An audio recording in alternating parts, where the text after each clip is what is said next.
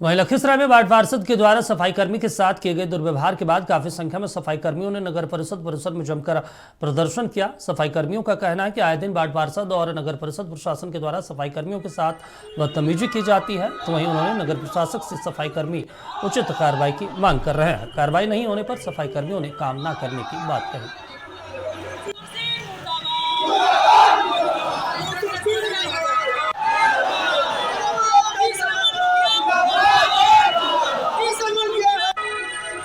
निजी काम सरकार काम तो करवा ही रही है जो मिल रहा है, लेकिन खुद चाहते हैं कि घर के काम भी करवा लिया। नहीं करने के बाद मजदूर के साथ में गाली गलौज बहुत से लोग तो मारपीट भी कर देते हैं। मैं जिला प्रशासन, नगर परिषद, नगर सदन अध्यक्ष से मांग करता हूं कि ऐसे लोगों पे बहुत कड़ी से कड़ी कार्रवाई होनी चाहिए। बेचारे लोग जिंदा खटते हैं मजदूर की तरह, उसके बाद भी इस तरह से करना बहुत गलत है। हम लोग 30 नंबर में काम करने गए थे कौशल जी के पास, मुखिया जी हुए हमारे 30 नंबर का।